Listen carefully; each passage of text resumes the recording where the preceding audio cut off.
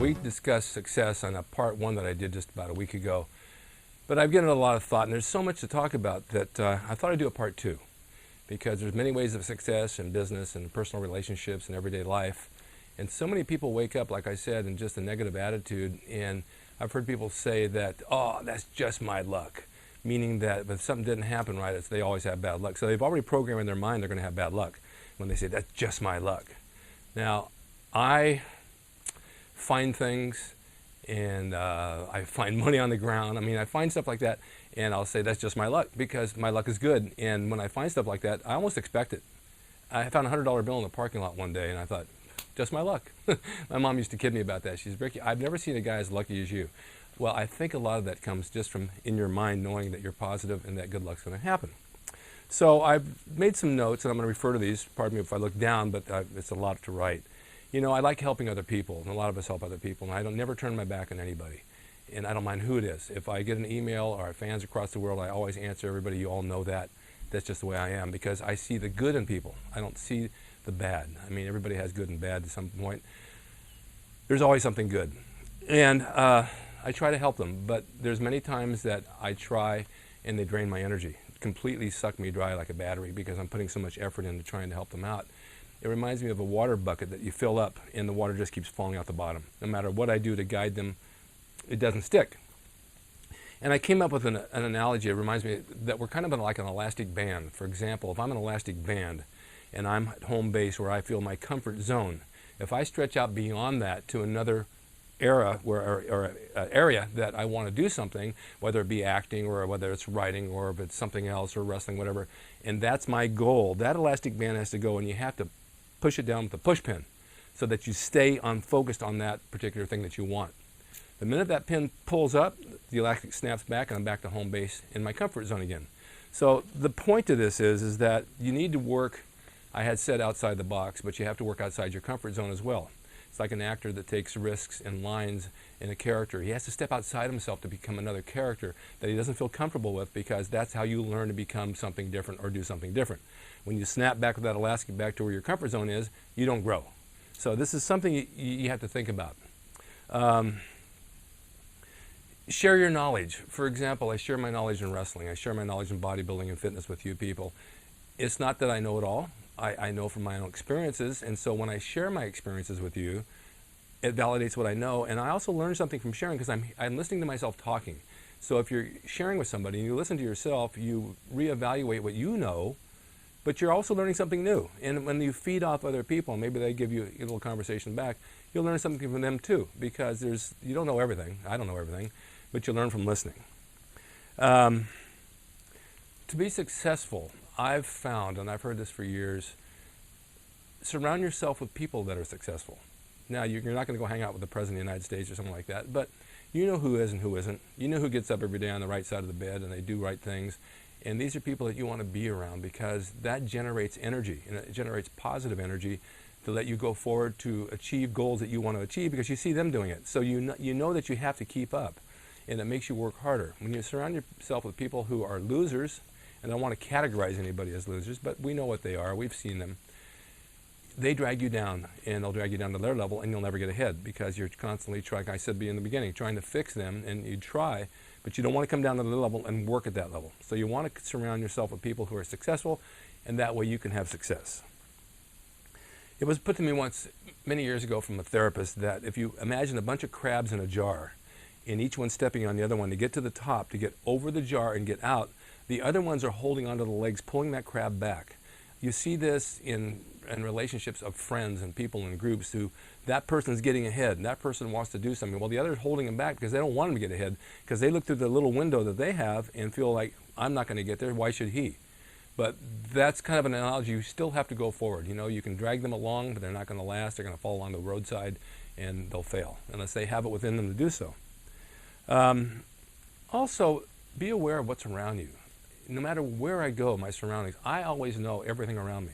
If I walk into a restaurant or a store, I'm very aware of people around me, who's what and what's where, because today's world, I mean, with these shootings in those movie theaters and things like that, I want to know who I'm sitting next to. I want to know if there's a potential person that's going to cause a problem. I don't want to be near that person. Or I am near that person, I want to know how to take them down just in case I have to save the day. But be aware, because so many people are unaware. How many times you walk in a supermarket and you're behind somebody with a basket, or in Target, and they don't even know you're behind them. They're just lollybobbing around. They haven't got a care in the world. They have no clue that you're right up their ass. And I can't understand how these people get out of bed every morning and function not knowing what's around them, not even aware. How can you not know? I feel the presence of everybody around me. So when you're aware in that regard, you're aware of everything. You're aware of your brain. You're aware of your thoughts. You're aware of moving forward and knowing where to go and where not to go. I said this earlier too. Stay away from people that start a conversation with negative connotations, like, "Oh, I've had a horrible day. I can't imagine what just happened to me." It's always something bad, because you don't know what to say. You say, "Oh, gee, I'm sorry. Oh, that sucks. That's too bad." But you're going to hear that a lot. I was in the gym the other day, and I'm talking about my knee hurts, and a friend of mine is telling me, you got to go have surgery. You got to do this, and this person has numerous surgeries, almost like it's an addiction. That's all he talks about, is all the surgeries he's going to have all the time. He dwells on it. He lives on it. I don't want to hear that. I wipe a little ice on it at night. I put a little numbing cream on it. I'm good to go. I'm not going to let that hold me back. To me, that's negative. Bodybuilding and pro wrestling, they're oddball professions. We're all odd for wanting to do this stuff, but we know that it's our lifestyle, and it sets us apart from the others. And when I was growing up, I always got flack for going to the gym all the time. And, why do you have to go to the gym on a Friday night? And why do you have to eat like this? And why do you have to do that? Girlfriends for sure didn't like it. And my mom put up with it, but she laughed at me, and I always laughed at her about it. But it taught me to be disciplined. If you're a bodybuilder or you're a pro wrestler and you know you have to train and you don't have to eat a certain way, you've disciplined yourself to do it. It's not easy. Come on, you know that dieting's hard. You want that cheesecake and that ice cream and those cookies. I do. But we've learned to discipline ourselves. And you take that. Look at Arnold. He's a very disciplined person. He knew coming to the States that he wanted to be the best bodybuilder in the world. You may not agree with some of his tactics. They are what they are. But look where he went, to become a governor, because he was disciplined enough to put himself in a position to get there. And anybody can do that if you discipline yourself enough. And that, again, is hanging with successful people.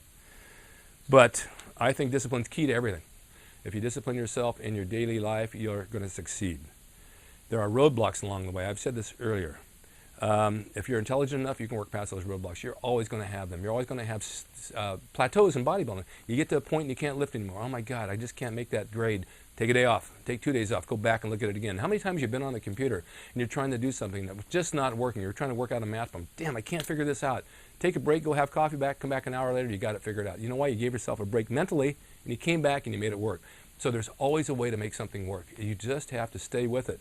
But when you overload yourself, it's overloading a circuit. You got to back off. You can't do this 24/7. I take time off to do other things too. Relax, enjoy myself. And you have to have balance. You have to have balance to work ethics. You have to have balance to train. You have to have balance to enjoy yourself and have a social life, because it's all part of it. So then you conquer one thing at a time. So if you have a goal, you know what you got to do. You conquer that one thing. You get it going. Now you can take time and work on the other thing. Yeah, I can do 5 things at once, even more. But I have to make sure that I've succeeded in one at a time to make sure they're going to go all the way, and then I spread myself a little bit thin sometimes, but keep going forward. So these are things that I'm going over with, and I'm talking about success. Confidence is the key. When you discipline yourself and you learn the right way to do something, you're watching your diet, you're watching your training, you gain confidence, and you gain confidence to go forward. When you have the confidence and you walk around with it, people recognize it, and they want to gravitate toward you. There's nowhere I can go in this city that someone doesn't want to sit down and talk to me. You ask my friends. This is not an ego thing at all. People come to me, they sit, they talk to me, they want, I don't know what it is, they gravitate to me. Maybe it's confidence. Maybe they feel they can communicate. But I give them my time wherever I go, and I leave with a happy note and put a smile on their face. So the thing is that to succeed, take a look at all these things I mentioned. It's going to make you a better person, and you're going to move forward. And please be sure to keep watching Rick's Corner, because I'm going to bring you everything I got. Full speed ahead, the pedal to the metal, full throttle. And thanks again.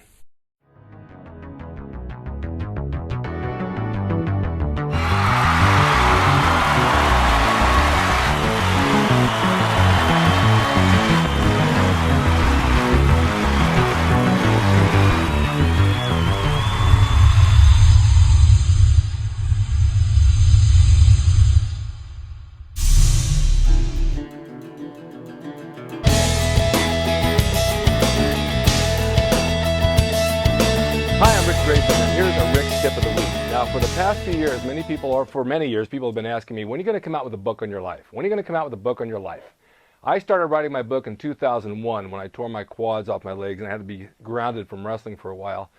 and I just finished it this past year. I have incorporated everything I've done from day one, leading into bodybuilding, playing lead guitar in a rock band, being with Capitol Records, going into pro wrestling, taking those things and going through the golden era of bodybuilding in the 70s down in Venice with all of the cast of characters that I've never talked about on Rick's Corner. They're all in my book. All the things we've done in the gym, all the things we did on the beach that have not been revealed. There's a lot of secrets. There's some dark tales there. There's some funny tales there. With bodybuilding and pro wrestling on the road, leading into acting, doing commercials, doing television, doing movies, you name it, it's all in my book. And it's very, very informative, and you can use it in your everyday life as well with nutrition and training tips. And also there's a lot of logic and a lot of psychology involved, because you have to have their mindset in order to move forward like I have and accomplish all the things that I have, even tattooing, silk screening, mail order, you name it. I've done pretty much everything in one life. People say I've lived 3 lives in one. I don't say this egotistically, but I have accomplished a lot, and it's all because of my mind and how I want to go forward and using things that I've done to parlay onto something else. Bodybuilding opened the doors for me for pro wrestling. Pro wrestling opened the doors for acting, and it went on from there, and at my age now, it's still going strong. So I'll probably have to write book number 2 pretty soon. Now, you can order that off my website, rickdrasin.com. It's called The Time of My Life. There's full of photos from the past to the present, and you'll enjoy every bit of it. There's a lot of comedy involved. There's a lot of information involved that you can use in your own life, because you guys write me questions all the time, and I answer them, but they're all right there in the book. Now, this is an ebook download. It's not a hard copy, so therefore, when you purchase it at $14.95, it comes right on your desktop. You can see it right in front of you. There's no waiting period at all. I will come out with a hard copy at some point, but not right away. This seemed to be, the ebook seemed to be the way of the future. Everybody's doing it, internet, so I decided to hop on the bandwagon and do the same thing. But it's called The Time of My Life. It's the story on my life. Like I said, with pro wrestling, bodybuilding, acting, tattooing, designing Gold's Gym logo, bodybuilding days of the golden era of the 70s, all the characters. I trained with Arnold and all those guys, what we did on our off time at the bars, picking up dates, our eating, our hanging out together, you name it, it's all there. It's not a dry book by any means. It has my humor, and I have a lot of fun stuff in there that you'll get a big kick out of. So go to rickdrasin.com, order my book, The Time of My Life, $14.95. There's a buy now button, and you'll have it as soon as you click on it within 5 minutes. Stay tuned for more Rick's Corners, more Rick's Tips of the Week. This proceeds from this book, I want to say, is going towards building Rick's Corner into a bigger show. I have close to 3 million viewers now, but I'm going into a different studio. I'm adding more cameras. I'm going to add more guests. Guests cost money. Production costs money. So, like I say, the profits from the book are going to help build up Rick's Corner even more to bring you more information. And stay tuned. Thanks for watching. Thanks for listening. Go buy my book.